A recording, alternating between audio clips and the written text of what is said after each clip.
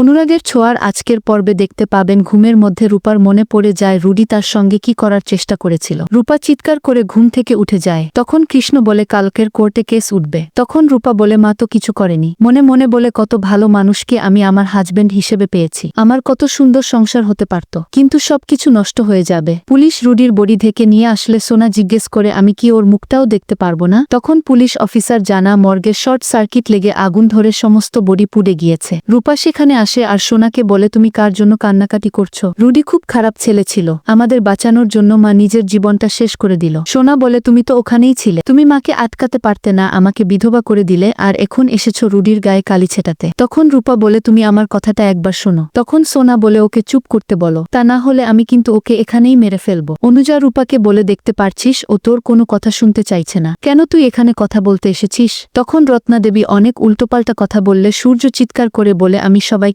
চুপ করতে বলছি। রূপা তারপরে কৃষ্ণকে বলে আমি তো এই কষ্ট চেপে রাখতে পারছি না, মা তো রুডিকে খুন করেইনি, রুডিকে খুন করেছি আমি। অন্যদিকে পুলিশ অফিসার দীপার সঙ্গে কথা বলতে বলতে উত্তেজিত হয়ে পড়ে। তারপরে তার বুকে ব্যথা করতে শুরু করলে সবাই পুলিশ স্টেশন ছেড়ে ডক্টর ডাকতে চলে যায়। সেই সময় দীপা নিজের স্কিল ইউজ করে সেই পুলিশ অফিসারকে বাঁচিয়ে নেয়া। তারপরে ডক্টর এসে দীপাকে জিজ্ঞেস করে আপনি কি ডক্টর? তখন দীপা বলে আমি ডক্টরের ওয়াইফ। রুডির বডি শ্মশানে নিয়ে আসা হয়। সেখানে কুন্তলা দেবী সোনাকে জিজ্ঞেস করে আমাদের জীবন থেকে তো সবকিছু শেষ হয়ে গেল, তাহলে আমি আর তুমি বেঁচে থেকে কি করব? চলো আমরাও মরে যাই। তখন সবাই কুন্তলাকে সরিয়ে জিজ্ঞেস করে আপনি এটা কি করছিলেন? সেই সময় রূপা এসে বলে আমার কথা শোনো, হিংসুকুটি মা আমাদেরকে বাঁচানোর জন্য নিজের জীবনটাই শেষ করে দিল, আর তুমি এই মহিলার বাজে নাটকে পা দিচ্ছ। মা খুন করেনি, খুন করেছি আমি। রুডি খুব খারাপ ছেলে ছিল। তখন সোনা বলে তোমরা শুনতে পারছো? তোমাদের সবার সামনে দাঁড়িয়ে ও কি কথা বলছে? ওকে এখান থেকে নিয়ে যাও, তা না হলে আমি কিন্তু ওকে শেষ করে দেব। রূপা বলে সবার সামনে আমি যখন সত্যিটা স্বীকার করেছি তখন কালকে কোর্টে গিয়েও আমি এই সত্যি কথা সবার সামনে বলবো। অন্যদিকে হসপিটাল যাওয়ার আগে পুলিশ অফিসার দীপার কাছে জানতে চায় যখন পুলিশ স্টেশনে কেউ ছিল না তখন আপনি পালিয়ে না গিয়ে আমার প্রাণটা কেন বাঁচালেন? তখন দীপা বলে আমি তো নিজেই আপনাদের সামনে নিজেকে ধরা দিয়েছি, তাহলে আমি পালিয়ে যাব কেন?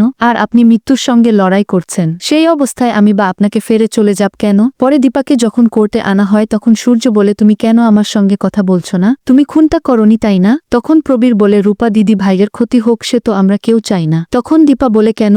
রূপার ক্ষতি হবে কেন? তখন সূর্য বলে রূপা আমাদের সবার সামনে সত্যিটা স্বীকার করেছে। রুডি কি রূপার সাথে খারাপ কিছু করতে এসেছিল? তখন দীপা টেনশনে পড়ে যায়। ডাক্তার বাবু যদি সত্যিটা জেনে যায় তবে আমাকে আর রূপাকে বাঁচানোর জন্য নিজেকে শেষ করে দেবে। বন্ধুরা আপনাদের মতামত কি কমেন্ট করে জানান, আর পরবর্তী আপডেট পেতে অবশ্যই আমার চ্যানেলটি সাবস্ক্রাইব করুন।